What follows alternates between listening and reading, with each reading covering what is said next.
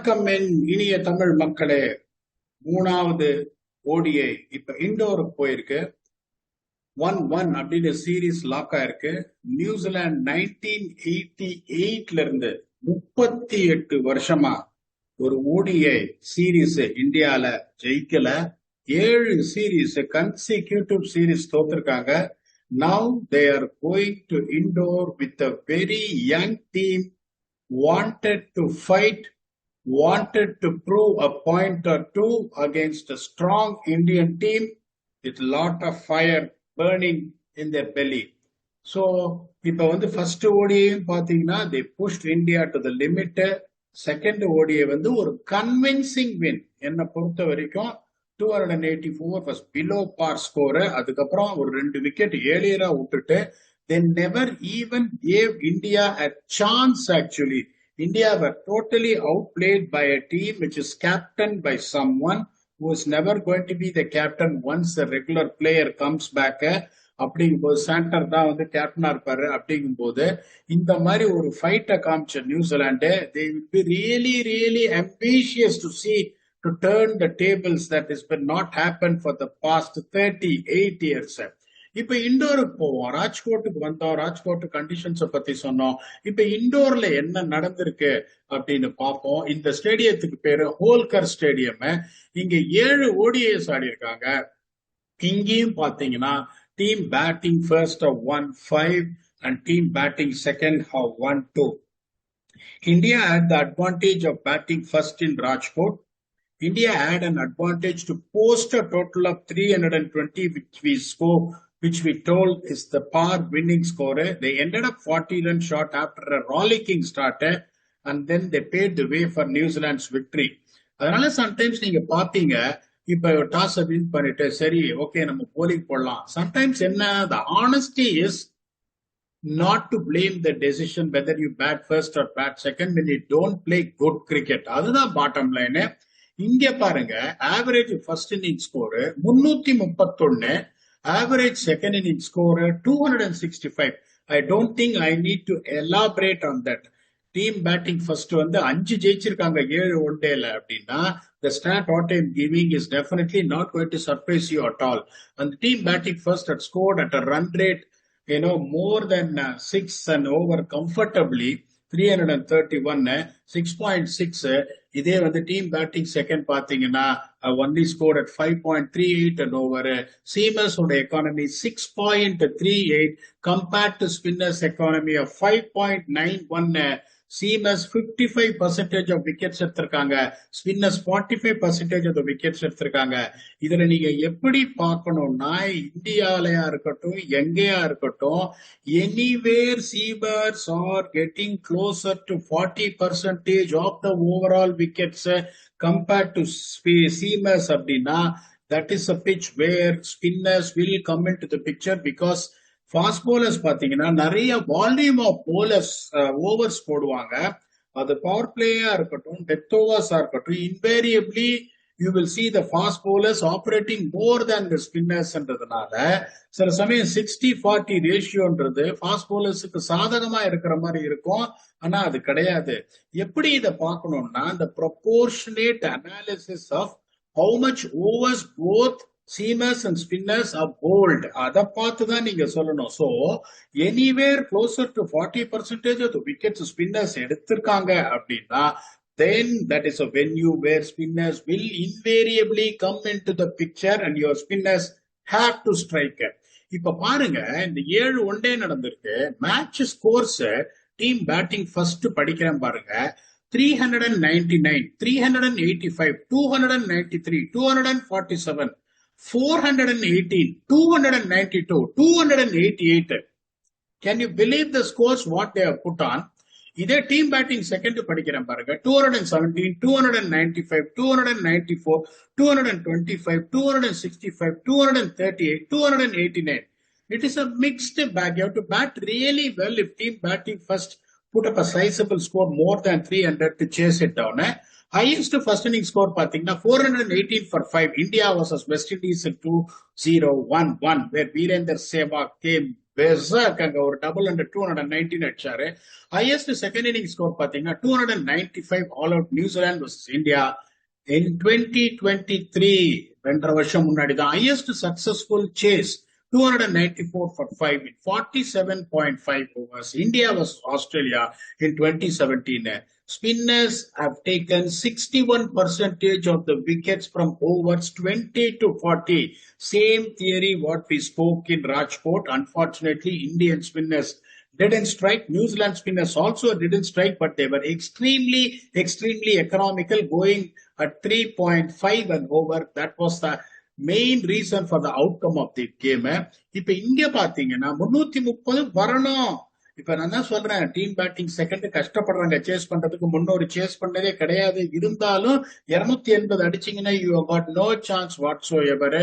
இங்கேயும் பாத்தீங்கன்னா பால் சாஃப்ட் ஆக ஆரம்பிச்சதுன்னா ரன் அடிக்கிறது கஷ்டம். பால் ஹார்டா இருக்கும் போது you need to take initiative. First 10 ஓவர்ல ஒரு 65 for 1 வந்தே ஆகணும். அடுத்த 10 ஓவர்ல 21 to 11 to 20ல இன்னொரு 65 வந்தே ஆகணும். 20 ஓவர்ல you have to be 130 for 2 and 21 for to 40 and the longer phase பொறுமையா விக்கெட்டை கொடுக்காம, that is going to be the consolidation phase where you score around 5 runs and over to get you to 100 to 105 runs for the loss of 2 wickets. This takes you to the score of 235 end of 40 overs. இங்கேயும் என்ன பண்ணுவாங்க, shorter grounds வந்து off cutters, slower bouncers, slower deliveries, shorter lengths போட்டு square and either side of the boundaries அடிக்க வைப்பாங்க. அதனால வந்துட்டு உங்களுக்கு வந்து unless otherwise you got a set batsman and then you got to lay the foundation to slog right from 41st over to 50 overs, you have that extra wicket in hand, it is going to be tough. அதனால அந்த 40 ஓவர்ல ஒரு 235 for 4 with one set batsman in 90-95 run கண்டிப்பா வந்துரும். That takes you to a score between 325 to 330. If you bat first and score 325 or 330, you got a fair chance of winning the game. So இங்க ரெண்டு win factor என்ன அப்படின்னு பாத்தீங்கன்னா, first 20 overs with the bat நீங்க எப்படி tempo set பண்றீங்க, that is going to win the game for you. That is what exactly we reflected when it comes to batting in Rajkot. அதுக்கப்புறம் பாத்தீங்கன்னா spinners and bowling from 15 to 40. அதாவது ஒண்ணு தெரிஞ்சுக்கோங்க, ராஜ்கோட்டா இருக்கட்டும் இண்டோரா இருக்கட்டும், பால் வந்து கொஞ்சம் நிக்கும். பால் சாஃப்ட் ஆச்சுன்னா பெருசா எல்லாம் திரும்பாது. அதனால இந்த 15 to 40 spinners coming into the pictureனா not striking over after over. It is all about the economy. அங்க உங்களுக்கு spinners can bowl with an economy of 4.5 or less. இந்த 25 ஓவர் பீரியட்ல ஒரு 17 ஓவர் 16 ஓவர் ஸ்பின்னர்ஸ் அந்த எக்கானமி போட்டாங்க அப்படின்னா, that is a time, even though if you give runs in the first 20 overs, which is expected to come in indoor wicket with the hard ball, where there won't be much help for the seamers really to exploit. Other than it is going to be the factor for you to come back to the game, even though if you allow the opposition batsman to get to a start in the first 20 overs. So the ரெண்டு win factor என்னன்னு பாத்தீங்கன்னா, the batting where you set the tempo in the first 20 overs, and as a bowling unit how your spinners bowl economically from overs 15 to 40. இந்த ரெண்டு win factor tick பண்ற team தான் டெஃபினட்டா அந்த மேட்சை ஜெயிக்க போகுது. இங்க யாரு வந்து டாப் விக்கெட் டேக்கர்ஸ், ஒரு 8-10 டாப் விக்கெட் டேக்கர்ஸ் இங்க சொல்லலாம். First comes Sreesanth the fast bowlers, ரெண்டாவது ஜடேஜா, மூணாவது யுவராஜ் சிங், நாலாவது குல்தீப், அஞ்சாவது Broad, 6th Ashwin, 7th Virender Sehwag, 8th Axar Patel. பாத்துக்கோங்க, நீங்க 8 bowler சொல்லியிருக்கேன் நானு top wicket takers in indoor venue இந்த 7 games. 6 out of them are spinners. அப்படிங்கும்போது you will come to know the impact what to expect from the spinners, where this game will also be a high scoring venue. அதுல எந்த சந்தேகமும் கிடையாது. எந்தெந்த பேட்ஸ்மேன்லாம் இங்க run அடிச்சிருக்காங்க அப்படின்னு சொல்றேன். வீரேந்தர் சேவாக் ஓப்பனிங் பேட்ஸ்மேன், அவர் தான் number 1. Number 2 Shubman Gill opening batsman. Number 3 Rohit Sharma opening batsman. அதுக்கப்புறம் யுவராஜ் சிங் மிடில் ஆர்டர். அதுக்கப்புறம் Devon Conway opening batsman. Gautam Gambhir opening batsman. Hardik Pandya middle order. அதுக்கப்புறம் ஆரோன் ஃபின்ச் ஓப்பனிங் பேட்ஸ்மேன். இதுல வந்து இந்த பேட்டர்ன் எந்த அளவுக்கு ஸ்டாட்ஸோட உங்களுக்கு மேட்ச் ஆகுது பாருங்க. Why these guys who are in the top order, that is top 3, are scoring runs? Now it is going to be relatively easy for the battle between bat and ball in the first 20 overs compared when the ball gets old போது அதுதான் வந்து the win factor becomes important. The first 15 overs 20 ஓவர்ஸ்ல நீங்க எப்படி tempo set பண்றீங்க அப்படின்னு. So the top 3 is going to play a major role. இப்ப நியூசிலாண்டோட playing 11 எப்படி இருக்கும்னு பார்ப்போம். அதான் போன தடவை வந்துட்டு 2 சேஞ்ச் இருக்கும் அப்படின்னு நான் நினைச்சேன். That is Jaden Lennox is going to take the place of Aditya Ashok and Mitchell Ray is going to take the place of Kristian Clarke அப்படின்னு. ஒன்னு கரெக்டா நடந்தது, இன்னும் நடக்கல. Because they see the talent in Kristian Clarke, அதுல எந்த சந்தேகமும் கிடையாது. ஸோ ஓகே சேஞ்ச் பண்ணுவாங்கன்னு நினைச்சேன், பண்ணல. அவங்களோட பிளேயிங் லெவல் எப்படி இருக்கும்னா, Devon Conway is going to open Henry Nicholls, followed by Will Young, Daryl Mitchell, Glenn Phillips, Captain Michael Bracewell, Mitchell Hay, Kyle Jamieson, Zachary Fuchs, Preston Clark and Jayden Lennox. I don't see them changing their winning combination. They see a talent in Preston Clark. அதனால அவர் கண்டிப்பா வந்துட்டு definitely he will retain his place. Josh Clarkson is a batting all-rounder. I don't see him getting a place. The Nick Kellyன்றது ஒரு left-handed batsman, செம ஃபார்ம்ல இருக்காரு. டொமஸ்டிக்ல ஒரு நல்ல player. வில்லியங் ஒருவேளை அடிக்காம இருந்திருந்தா he would have taken his place at number 3. வில்லியங் batted beautifully, அவர் ஆடுறதுக்கு சான்ஸ் இல்ல. Aditya Ashok just lost his place to Jayden Lennox, and Jayden Lennox has bowled absolutely magnificently. அவர் ஆடுறதுக்கு சான்ஸ் இருக்கு. இந்த ஒரே ஒரு சேஞ்ச் தான் சொன்னேன். ஜாக் ஃபுல்ஸும் நல்லா தான் போடுறாரு, அதுல எந்த சந்தேகமும் கிடையாது. மிச்சல் ரே வந்தா ஒன்னு ஜாக் ஃபுல்ஸுக்கு மேல வரணும், இல்ல கிறிஸ்டியன் கிளார்க்கு மேல வரணும். But I don't see them changing the winning combination. Expect them to keep the winning combination. இப்ப இந்தியா பாத்தீங்கன்னா India's playing 11 எப்படி இருக்கும் அப்படின்னு பாத்தீங்கன்னா, few of them, it is going no rocket science at all. They're going to pick themselves. Rohit Sharma is going to open with Shubman Gill, and then number 3 is going to be Kohli, followed by Shreyas Iyer, Ravindra Jadeja, Rahul, Nitish Reddy, Harshit Rana, Kuldeep Yadav, Mohammad Siraj. என்ன பொறுத்த வரைக்கும் பிரசித் கிருஷ்ணாக்கு பதிலே இந்த match Harshdeep சிங்கை கொண்டு வரணும். Even though Prasidh Krishna's analysis didn't look bad, அவர் catch விட்டாரு அப்படின்ற அதெல்லாம் நான் கொண்டு வர போதில்ல. கேட்ச் யார வேணாலும் விடுவாங்க. Indian fielding overall was not really good அப்படிங்கும் போது you can not point out one player dropping that catch அப்படின்றதுனால இது ஒரு ஸ்ட்ராட்டஜிக்கல் பாயிண்ட் ஆஃப் வியூ பாத்தீங்கன்னா, Devon Conway has got a lot of weakness against left arm seamers. Reach பண்ணி நிறைய cover drives அவர் அடிப்பாரு. Harshdeep Singh will get seam movement early on if he bowls, அதுல எந்த சந்தேகமும் கிடையாது. தேவன் Conway is one of the guys who's been in form right now.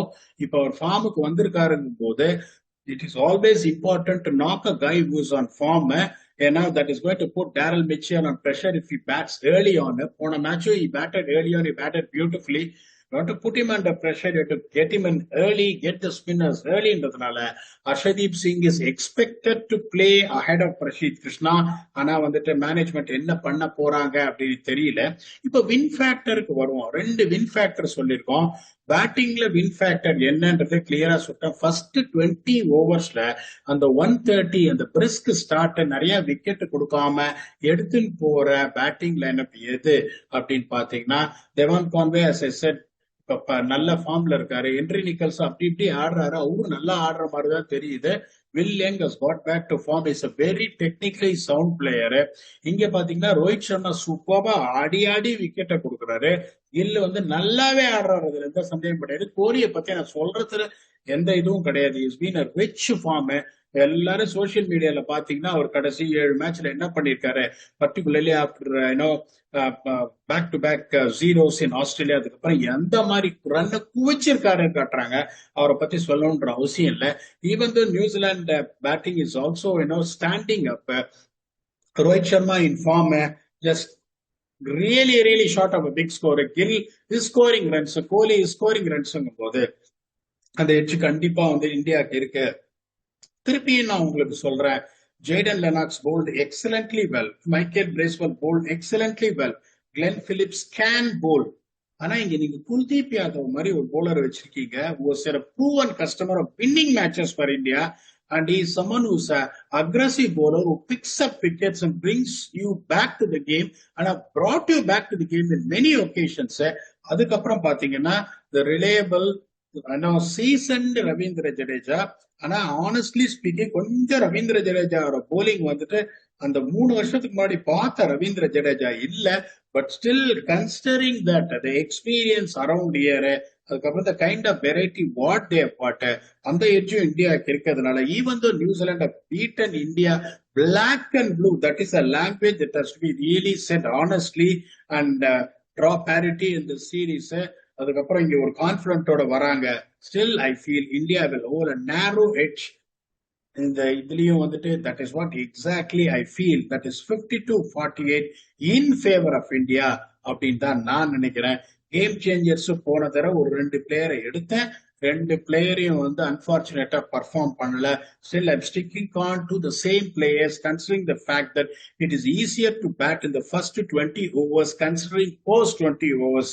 I'm sticking on the same call what I made before the second ODI. From India, I am picking Rohit Sharma, and from New Zealand, I am picking Devon Conway. பாப்போம் என்ன நடக்குது. Conditions பத்தி சொல்லிட்டோம். இங்க வந்து advantage of batting first நிறைய இருக்கு அப்படின்னு சொல்லிட்டோம். But doesn't mean that when you bat first you're going to put runs which is not even closer to the average winning score. You can't win. And Indian spinners have to really step up if you want to beat this pumped up New Zealand side. Papa enna nadakudhu, I will come back and do a review on who won the series 2-1. Whether New Zealand after 38 years of trying to conquer India, or India is going to maintain their 7 unbeaten ODI bilateral match series winning streak in India since 1988. Then you will come back and do a detailed review on January 18.